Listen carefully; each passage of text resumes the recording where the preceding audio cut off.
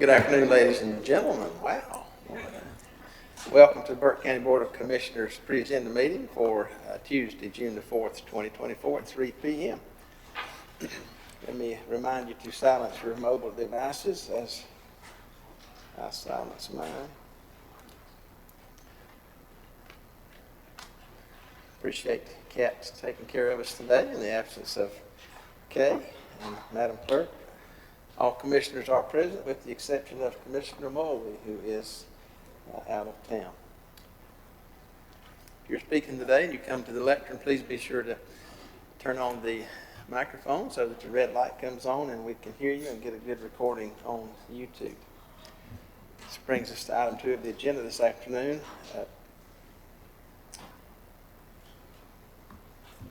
Gentlemen, you see have had the agenda. I will entertain a motion at this time to approve the agenda.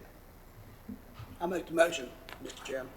Thank you, Mr. Smith. All those in favor signify by the uplifted hand. 4-0. I have a couple presentations this afternoon. First one comes from Volunteer Service Award Group. Alicia Wilson will come, and we're happy to have you guys this afternoon. Thank you. This is a request to recognize the outstanding individuals from our community who received the Governor's Volunteer Service Award and the Governor's Medallion Award during the Commissioners' regular meeting. All right, thank you very much. Any questions on this item? We look forward to doing that at our regular meeting, and we'll be looking for you then. Thank you very much. Without objection, this item will remain on the presentation agenda. Item number 2 comes this afternoon from our Fire Marshal and Emergency Management Departmental update. Mr. Willis, afternoon. Thank you, Mr. Chairman, members of the board. We just wanted to come to you this month and give you an update on kind of what we've been doing, what we have planned, and just give you a little situational awareness of what's going on through our division. Any questions to Mike on that? We'll get the full report at our meeting. Yeah, we want to save it and surprise you. There you go. Okay. Okay. We're looking forward to that. Thank you, Mike. Without objection, this item will remain on the agenda. Item number 4, scheduled public hearings. This item comes from the Community Development Zoning Map Amendment ZMA 2024-03, public hearing. This will be presented by Alan Vines, our planning director. Afternoon, Alan. Hello there, commissioners, members of the public. We have a request from Jason Ramsey to rezone a tract of land a little over 2 acres on Drexel Road. The property is currently zoned R3, and he'd like for that to be a general business designation. There's an aerial right there of the photo, and it's right next door to the new location of Settlemeyer's Nursery, so it's right on the main road there. There's a lot of other kind of commercial activity in that area and across the street. Our future land use map does show that particular property for residential infill, but the surrounding area has a number of kind of commercial activities, and it's supportive of that in the area. We also noted that Drexel Road is a NC Primary Road 114, and lots of other kind of similar development in that community.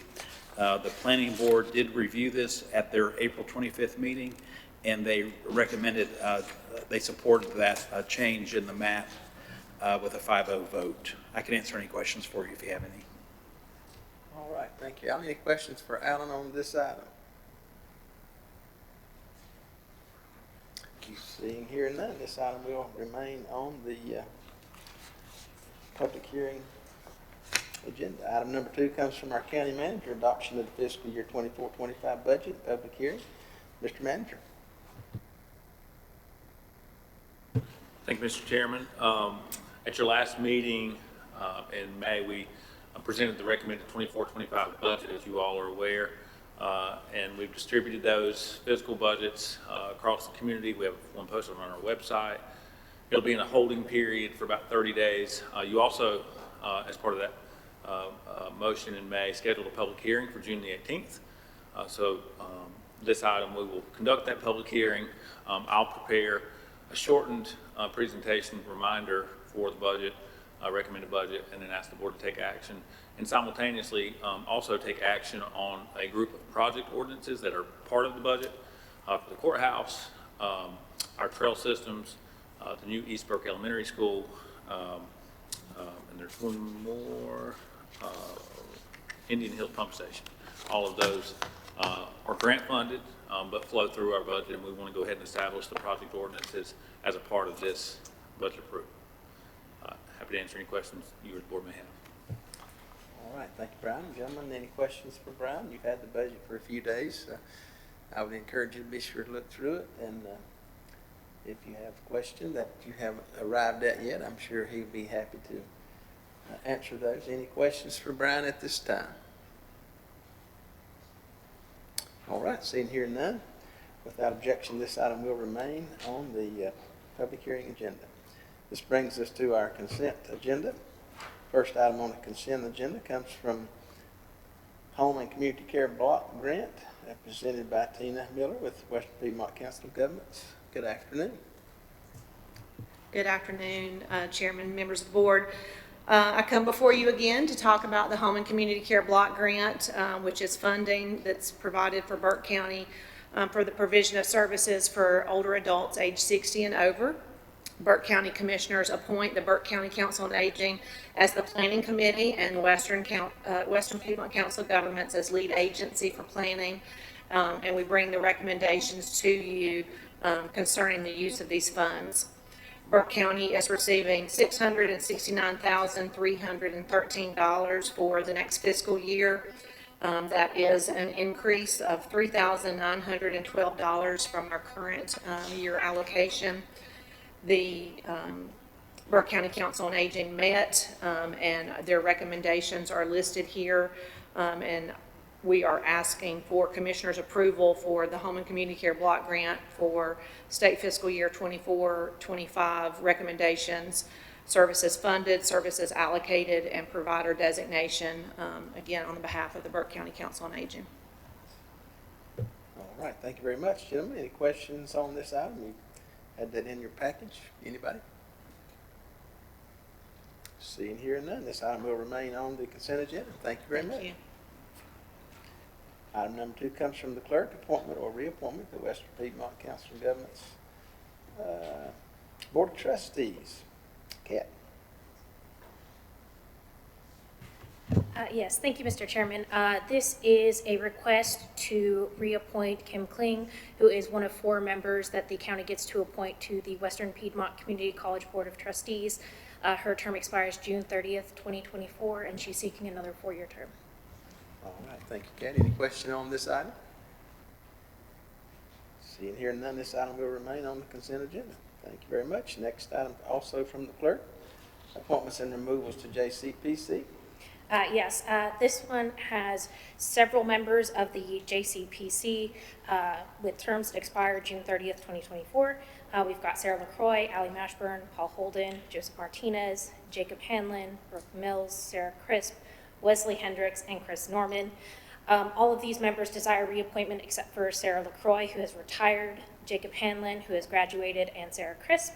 An application was received from Dylan Sane for seat number 1 and Diana Wilkerson for seat number 13, as well as Daisy Zavala, excuse me if I pronounced that wrong, for seat number 18. All right, thank you, Kat. Any question on this item? Seeing here none, this item will remain on the consent agenda. Thank you very much. This brings us to item number 4, community development, acceptance of for Patty's Creek Trail and Parking Easement Agreement. This will be presented by Sarah Shebane, our trail planner. Afternoon, Sarah. Good afternoon, Mr. Chairman, Commissioners, members of the public, and county colleagues. We are also joined by Tammy Steyer, a Senior Project Manager with Duke's Hydro Licensing and Lake Services Division, and she has been championing the progress of this easement transfer. So we're grateful to have her with us today. It is a pleasure to be here to present the acceptance for the Patty's Creek Trail and Parking Easement Agreement from Duke Energy. As part of the Catawba Watery Comprehensive Relicensing Agreement, Duke Energy has agreed to provide Burke County with trail easements below Patty's Creek Dam. The easement begins at the intersection of North Powerhouse Road and Corpening Chapel, traveling below Patty's Creek Dam to Powerhouse Road. This section totals 3.2 miles of new trail easement and is shared by the Over Mountain Victory State and National Historic Trail, as well as the Fauna Flora State Trail. The primary route of this trail is approximately 2.4 miles, with an additional section leading up to the lake, which will end at North Powerhouse Road. There are 3 designated parking areas in this easement transfer, with the largest opposite to Bridgewater access area off Powerhouse Road. The surrounding lands will be transferred to North Carolina Wildlife Resources Commission, and I am grateful for the work of my predecessors who were instrumental in the selection of this easement location. We've got some images as well to support this. I know they're kind of hard to see. This is the middle section of the easement leading up to Bridgewater before it crosses over the road. You can see the parking area. It's not up there. There's the parking area is kind of on the right-hand side in a shaded dot line. If we could also scroll a little bit more. There we go, that shows it better. That's our large parking area. That will be a great access to this section of trail. There we go. And that also shows the access area up to the lake as well. Continuing on. Oh, that is just kind of to show you a little better frame of reference of that map we use of where this section of trail is. So you can see it is that area from the 2.4 miles that's underneath the dam. And then there's a picture of the view as well from the lower portion. So thank you for the opportunity to present this background information on the easement transfer, and I'm happy to answer any questions. All right, thanks, Sarah. Any questions for Sarah on this item? Refresh my memory just a little bit. Is this the same easement we had been asking for early on in the project? This has been part of the long process of the Catawba Watery transfer that has been happening over a long period of time. This was the lower part that we had been asking for. Lower part? Yes, from the dam. It's below the dam. Right. And then leading up to the top of the Linville Dam. That's the same one we've been Yep. asking for, right? Okay, good. All right, thank you. Other questions? All right. Seeing here none, this item will remain on the consent agenda. Thank you, Sarah. Thank you. Item number 5 comes from Community Development, resolution requiring training for plat review officers. This will be presented by Alan Glass. Thank you, Mr. Chairman, Commissioners, members of the public. With the support of my colleagues in the Register of Deeds Office, the Tax Department, and the Information Technology Department, we are asking for a retraining opportunity for plat review officers in Burke County. To record a plat in North Carolina, a series of information must be included in that plat, and that's outlined in general statutes. Burke County recognizes the need to improve this process, given that there are multiple municipalities within Burke County, each with its own unique planning and zoning regulations. Plat review officers, who must be officially designated by the county commissioners by ordinance, y'all do that on a regular basis, should ideally be experienced in mapping or land record management. However, there is currently no specific training required for these roles. So in order to improve uniformity in applications, the Register of Deeds, along with IT and tax and community development, we're planning to offer a free mandatory training class for plat reviewers. And this training aims to ensure consistency and improve accuracy in plat reviews. Now, we've included in this report a draft resolution, and we'd like your consideration for that at our next meeting. Thank you, Alan. Gentlemen, any question on this item? Seeing here none, this item will remain on the consent agenda. Thank you, Alan. Item number 6 comes from our county manager, approval of the fiscal year 23-24 year-end budget amendment number 15. Mr. Manager. Thank you, Mr. Chairman. In your package, you have budget amendment number 15 in the year, which does a couple things. As you recall, in last year's General Assembly budget, there was an allocation of $4 million for our volunteer fire departments. We worked with our legislators to have a distribution methodology those funds have finally arrived. Oh, excuse me. Pardon me, Jim, just in case you haven't realized, there's a revised copy of this on the desk right in front of you. This may have changed just a little bit. Yep, no worries. I apologize for jumping right in. So $4 million of state funds that flow through the county to our volunteer fire departments, those funds are now in hand and we're prepared to disperse out. So we want to budget those funds. There was another $1 million allocation from the General Assembly that went to a variety of community partners, both Morganton or Burke County Fair as well as the Drexel Fair received money. The Glen Alpine Food Pantry. There was a fairly substantial list that added up to about $1 million. Again, those funds are now in hand. The scope of service has been created. The performance contracts are in place, and we're prepared to disperse. This only flows through, so we're budgeting both the revenue and an expense to do that. And then for the next consent item, you'll hear about Crescent Point. There's also a budget amendment in here to mechanically budget the transfer of those funds that I'll explain again in the next consent item. So those are just some year-end cleanup items that we're asking for consideration. All of it flow through, and I'm happy to answer any questions you may have. All right, thank you, Brian. Any questions for Brian on this item? That'd be to transfer of the SCIF monies would be the next presentation from us to them. Crescent Point will be the next consent item, but yeah, the fire money is $4 million, and the SCIF money for $1 million is going to the fairs and to the food pantries, and gosh, there's 8 or 9 different recipients there. We're budgeting those revenues so we can write those checks. Crescent Point is the budget amendment so that we can pull off the mechanics of transferring some water sewer funds that have been underutilized. Where's the Dogwood money going? That is for the purchase of the vending machine that we discussed. Okay, thank you, sir. That is a grant, yes, sir. Other questions? All right, thank you, Brian. Without objection, this item will remain on the consent agenda. Item number 7 is a joint resolution amending the 1997 agreement between Burke and Morganton and Crescent Resources. Mr. Manager.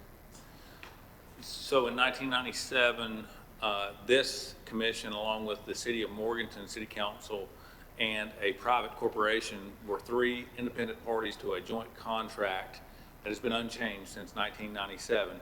The original purpose and intent of the contract has such expired, but there continues to be the residual building of underutilized, non-utilized resources, and almost similar to our conversation last year about school funding. The resources can't be used in the proper way with the current contract. So I've proposed to the City of Morganton a contract amendment. I've written that. The county attorney has that and is reviewing it, but it essentially would allow us to unrestrict water sewer resources that are tied to a specific development in the county and allow us to use that still for water sewer infrastructure, but on a highest and best use way versus being tied into an area that those resources aren't needed. Crescent Point Resources was the third party to that contract, and they are dissolved as of 2014. So at this point, the only 2 parties remaining are the county and the city. The city has agreed to do that as well. They intend to do it at their June 17th or June 19th, the day before or after our meeting, their next meeting. And that'll allow us to reallocate about $500,000 into our water sewer fund. Any questions on this item? Yeah, I want to know how you stumbled onto this. Just pay attention. Okay. Any other questions? All right, seeing here none, this item will remain on the consent agenda. Thank you, Brian. Item number 8 comes from our tax department, tax collection report for May 2024. This will be presented by John Bridgers, our tax administrator. Good afternoon, John.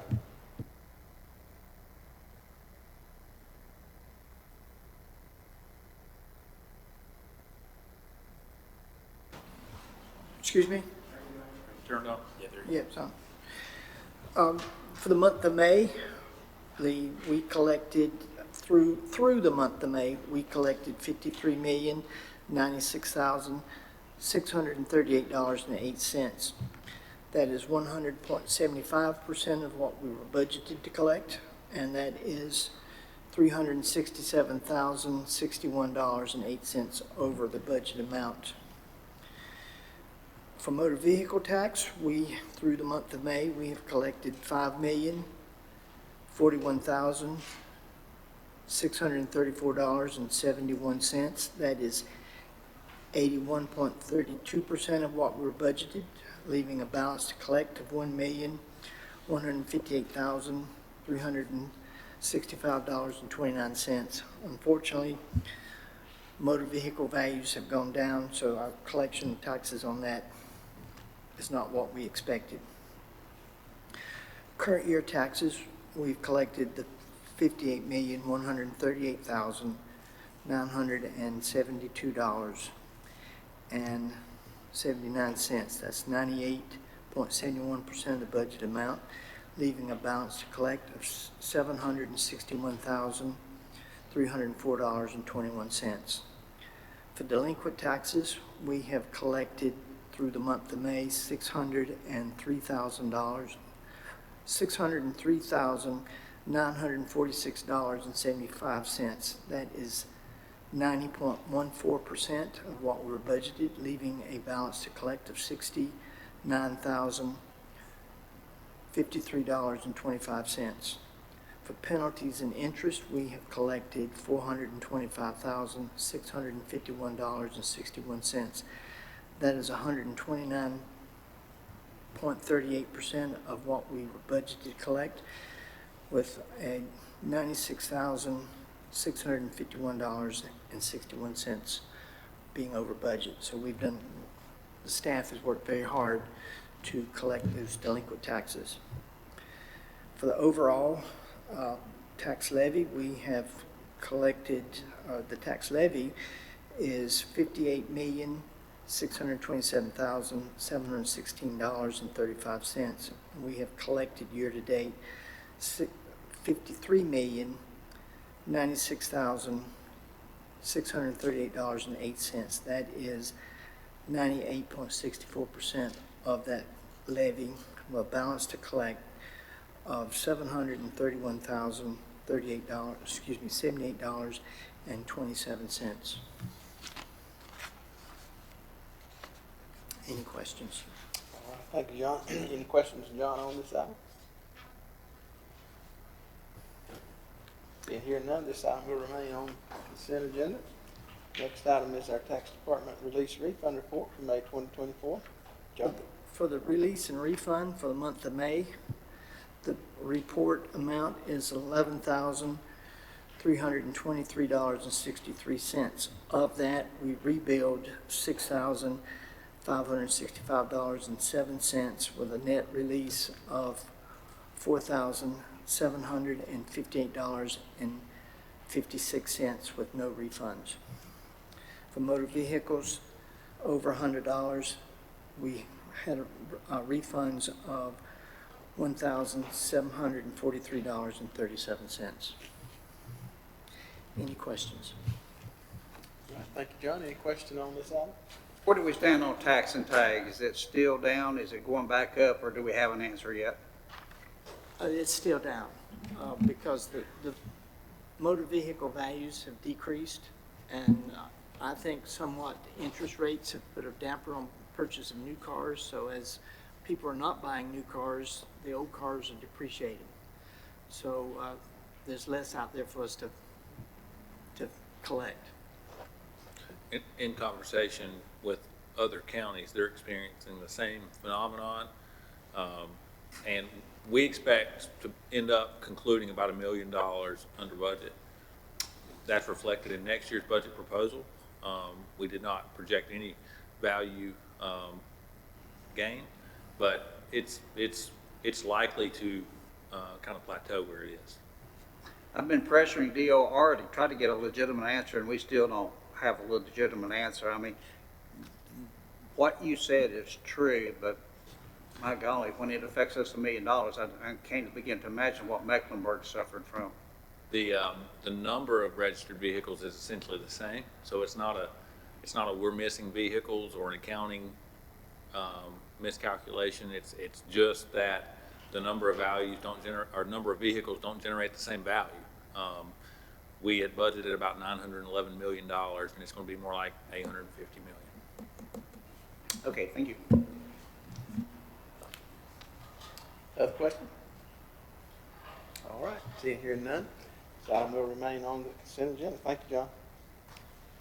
Item number 6, items for decision. This comes from our county manager, approval of courthouse construction contract. Mr. Manager.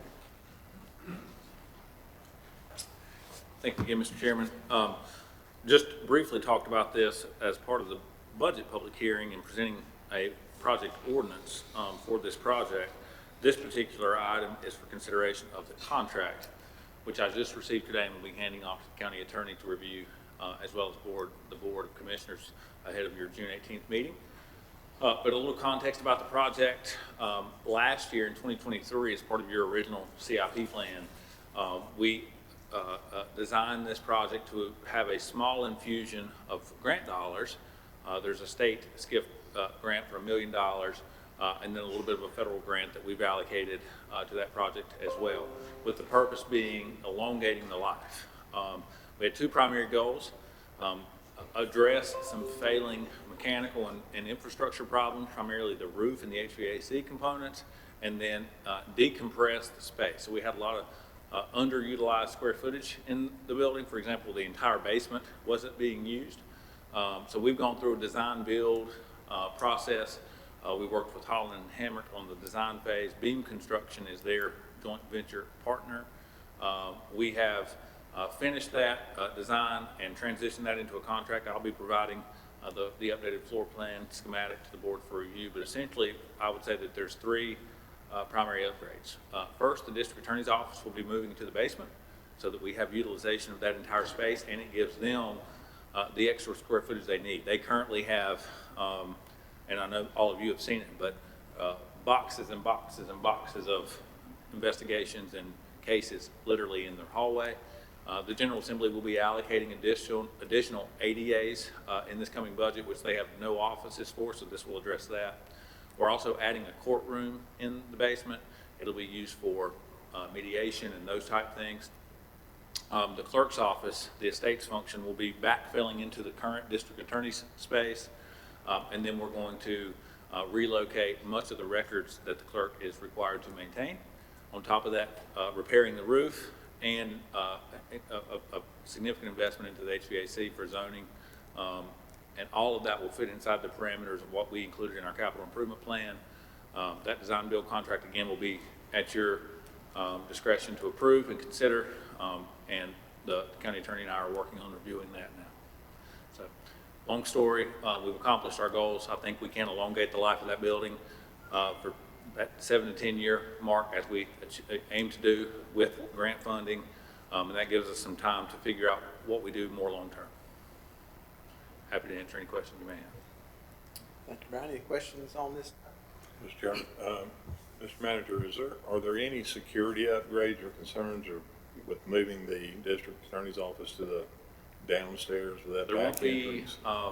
we talked through that a lot. We had a steering committee, as you all know. We had our resident superior and district court judge. We had law enforcement. We had some private counsel. So we tried to get everybody's perspective. And building security is a big component of that. There will not be an external entrance that feeds directly into that. If you do that, then you need additional bailiffs and additional metal detectors and all of those components. So it will be enter through the same avenue and make your way down the stairs to the district attorney's office. These renovations you're talking about, that is basically what the clerk of court, Crystal Carpenter, came to us and spoke about back in the fall or the winter. Is that correct? Yes, sir. I would call her the project lead. She obviously works with all the different functions of the courthouse, which is an incredibly busy building. Ton of activity goes on in that building every day. And I think that she has her head around what works well in the building and what doesn't work well. Of the needs that she helped identify, and I would say that both the judicial officers, the law enforcement, folks, all of those folks, I think, agreed with the need. Everything that was outlined as a need was accomplished. Other than adding additional square footage to the building, we did not venture that far. There was a little bit of a conversation about extending I'll call it the vestibule, the dry room of where you come in, because during high volume times, there's some, it's kind of crowded there. The budget simply did not allow that component. And as we consider long-term uses of the building and adaptive reuse and all those kind of things, we didn't want to add square footage that may not be needed. But all the other building envelope priorities were accomplished as originally identified through the clerk. Yes, sir.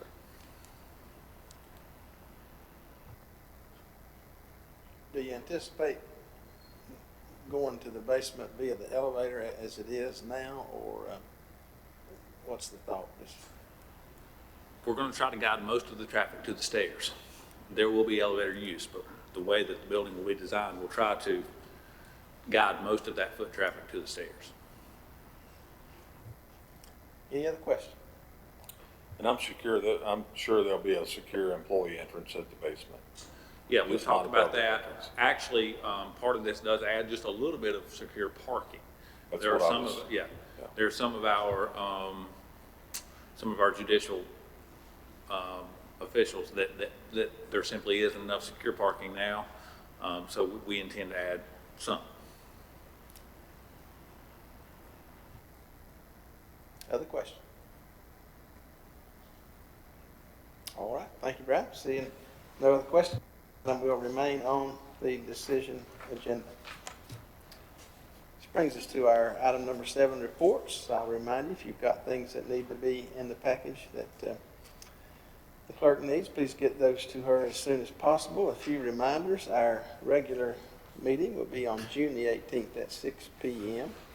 And I would also remind you that on July the 15th, there'll be an interbasin water transfer public meeting at Comma Performing Arts Center here in Morganton. You'll remember that there was a meeting similar to this in Hickory where there was an overflow crowd, and we're pleased that they've been willing to bring one of those meetings here to Morganton. So again, that's July 15th at 6 p.m. at Comma. Again, remind our youth groups, if there's interest in coming to our regular meetings and leading in our pledge, that would be great. We would love to have you do that. Any other items that need to come before us today? All right, seeing, hearing none, I will entertain a motion to adjourn. I make a motion to, we adjourn, Mr. Chairman. Thank you, Commissioner Smith. All those in favor signify by the uplifted hand. 4-0. Thank you very much. Appreciate your attendance this afternoon. Have a good day.